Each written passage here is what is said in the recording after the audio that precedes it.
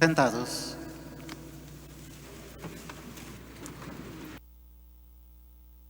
Queridos hermanos y hermanas, en este segundo domingo de Adviento encontramos no pocas reflexiones importantísimas para el camino del Adviento y también para toda nuestra vida de cristianos, de discípulos.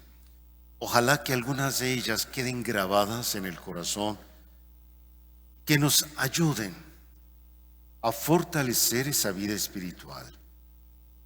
Hoy está la palabra de Dios dominada por un personaje, y es siempre así el segundo domingo de Adviento. ¿Quién es ese personaje? Juan el Bautista, quien se denomina a sí mismo la voz que clama en el desierto. Juan, como sabemos, es pariente de Jesús. Es el hijo de Zacarías y de Isabel, el mismo que por su oficio fue llamado Juan el Bautista, el que bautizaba, ese bautismo de conversión.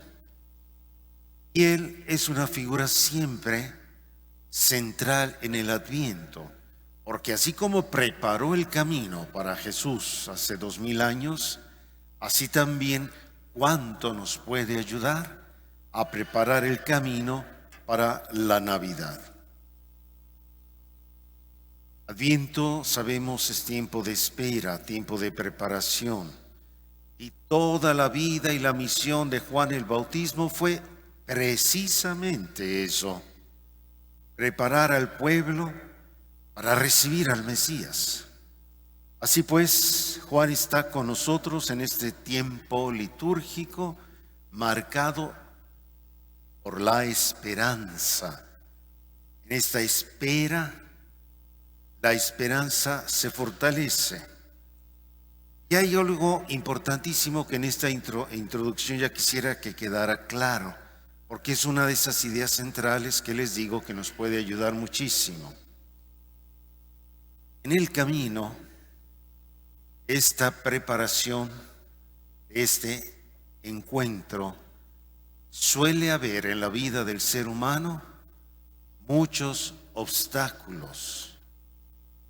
Obstáculos que nos impiden escuchar y aceptar el mensaje de ese niño, el mensaje de Jesús. Y esos obstáculos nos impiden comprender quiénes somos. Por eso, importantísima tarea para la Navidad y en este tiempo de preparación, remover los obstáculos que impidan una verdadera Navidad, un verdadero encuentro con el Señor. Vamos a ver algunas de esas características y de esa fuerza para quitar algunos obstáculos. Esa es la introducción. ¿Se explicó el obispo? Ya con esto como base, vamos ahora a ver algunos puntos. Se autodefine Juan como la voz que clama en el desierto. El evangelista que estamos siguiendo en este ciclo B, San Marcos, nos presenta a Juan gritando en el desierto y utiliza una figura ya desde el profeta Isaías que se la aplicó Marcos a Juan el Bautista. El pueblo reconoció en Juan la voz que clama en el desierto. Fíjense qué interesante. Juan no fue a predicar al gran templo. Juan no fue a predicar a las grandes plazas. Juan no fue a predicar en los lugares en donde se reunía la gente. No. Fue a predicar en el desierto. Y la gente iba donde estaba Juan. Había muchísimos líderes religiosos, pero muchísimos. Juan los acusaba que eran falsos. Juan tiene una originalidad también extraordinaria. ¿Por qué? Porque pertenecía a una familia económicamente muy acomodada. Era hijo del sacerdote Zacarías. Y ya desde ese linaje él hubiera podido optar por un camino mucho más cómodo, mucho más seguro. Su padre, el sacerdote, le hubiera abierto el camino de una manera facilísima. Sin embargo, prefiere ir a predicar al evangelio, al desierto. Predica ese advenimiento del Señor. Queridos hermanos, ¿qué significa el desierto? ¿Por qué se va Juan al desierto? En la historia bíblica, el desierto es un símbolo, es un signo, es el símbolo de crisis. En el desierto no hay comida, en el desierto no hay agua, no hay casas, no hay trabajo, etc. Pero al mismo tiempo, en la Biblia también, particularmente para el profeta Oseas, el desierto es el lugar del encuentro con Dios. Dice Oseas: llevaré a mi pueblo al desierto y allí le hablaré al corazón. Porque es en las situaciones del desierto cuando el ser humano siente su fragilidad, siente la necesidad de Dios y más fácilmente puede acudir a Dios. He ahí la belleza del por qué Juan va a predicar al desierto. Todas las personas, familias, comunidades, sociedades en general, pasamos por momentos de desierto. Todos, en mayor o en menor escala. Pasamos crisis, pasamos aridez, pasamos sufrimiento, dudas, desengaños, enfermedades. Padecemos hambre, desnudez, miserias, desplazamientos, guerras. Y hoy día, ¿cuánto podemos constatar el sufrimiento de tanta gente con la violencia? Una violencia que sacude, una violencia que nos hace pensar, una violencia que pone en evidencia las incapacidades de las autoridades. Pensar lo que hace unos días sucedió a una madre de familia que le robaron su auto y la mataron delante de su madre y de su hija. O el derecho de piso. Voy a visitar parroquias y no se imaginan ustedes cuánto se está extendiendo este derecho de piso. ¡Qué pena! Que la gente tenga que trabajar para mantener a los narcotraficantes, a la mafia.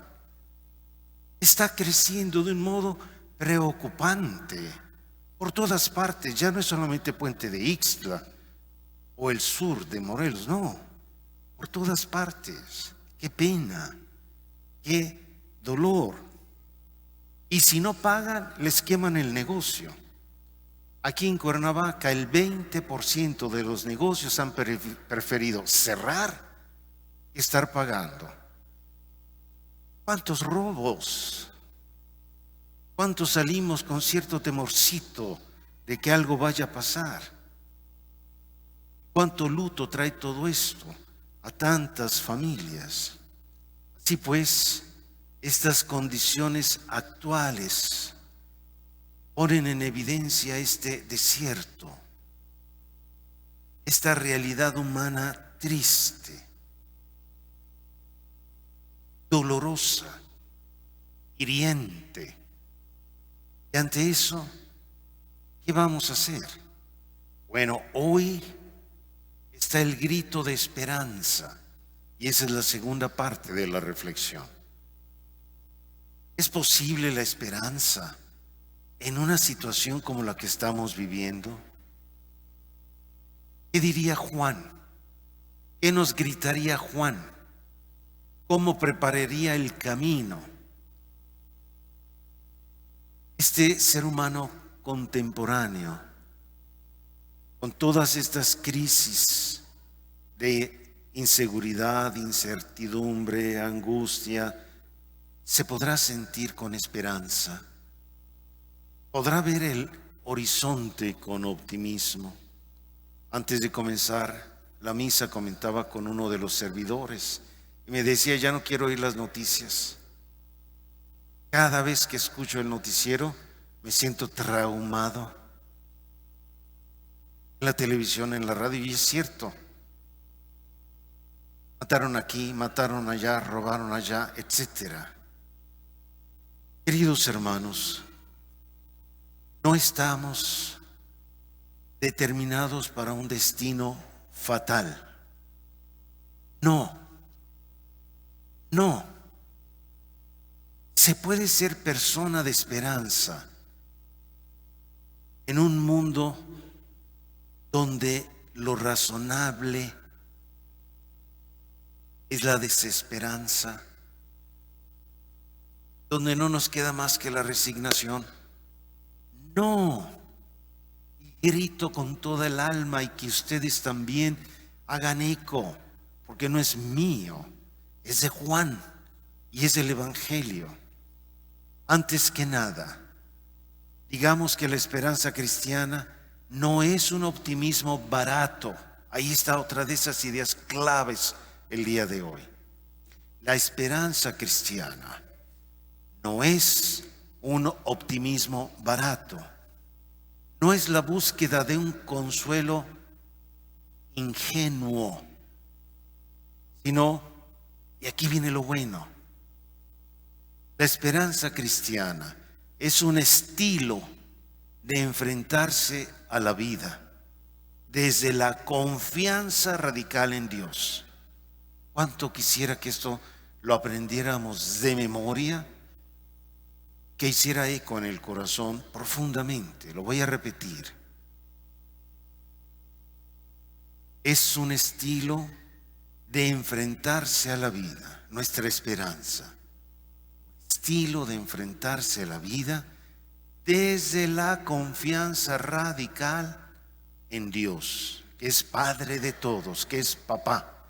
A pesar de todo, es un estilo de vida, no un optimismo barato, no un consuelo ingenuo, un estilo de vida. Es esa confianza radical en Dios, que no nos va a fallar, que ha vencido la muerte, que tiene la victoria segura. La guerra ha sido ganada, que se pierdan algunas batallas, eso es otra cosa. Entonces, no es cuestión de ser optimistas o pesimistas. La esperanza es otra cosa. El creyente, nosotros, experimentamos la vida como algo que está en marcha hacia su plenitud. Nuestra vida está en marcha hacia esa plenitud. Y si a veces se ralenta, natural. Pero eso no nos hace perder el punto de vista final. No nos hace perder esa victoria. Estamos en marcha. La vida está siendo trabajada por la fuerza salvadora de Dios, por su gracia que no nos deja. En el interior del hombre, la esperanza crece como una fuerte convicción. Dios está viniendo. Cuando todas las esperanzas humanas parecen apagarse, el creyente sabe que Dios sigue viniendo, viene al encuentro de su criatura. Ahora bien, si Él está viniendo, quitemos los obstáculos. Cada uno de nosotros sabe cuál es el obstáculo que puede impedir o retrasar ese encuentro. Y esa pudiera ser la tarea de hoy. Consciente de todo lo que estoy hablando sobre la esperanza, quitemos nuestro egoísmo, nuestra vanidad, nuestra prepotencia, nuestros vicios, para poder descubrir esta dimensión y saber que Dios está viniendo. Por eso el hombre de esperanza no se refugia cobardemente en el disfrute alocado del momento presente, ni busca consuelo en un mundo artificial,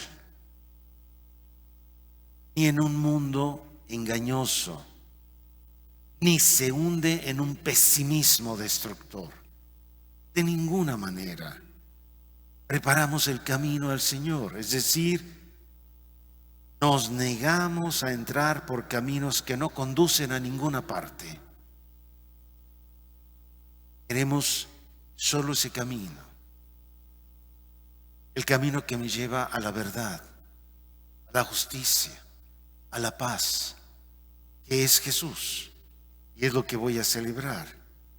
Por eso podemos decir, como algunos teólogos han dicho, somos nosotros católicos profesionales de la esperanza. Si nosotros no vivimos en esa esperanza, ¿quién lo va a hacer? Se va a ir contagiando ese pesimismo cada vez más. Que las malas experiencias no nos vayan a cubrir y a tapar la luz que emana de esta convicción. Es lo verdaderamente importante, quitar los obstáculos para que nos dejemos encontrar por ese Señor que viene, el niño Jesús, nuestro Padre, nuestro Dios. Ahí está el mensaje. ¿Sí se explicó el obispo, hermanos? Sí. ¡Ay, qué bueno! No se imaginan el peso que me quitan de encima. Se lo voy a volver a repetir para que yo duerma tranquilo esta noche. ¿Sí se explicó el obispo? Sí. Voy a dormir tranquilísimo. ¿Y ustedes cómo van a dormir? Bien. Ojalá todos duerman tranquilitos y no digan, ay, qué obstáculo que tengo tan difícil de quitar. Vamos, ánima. De pie, por favor.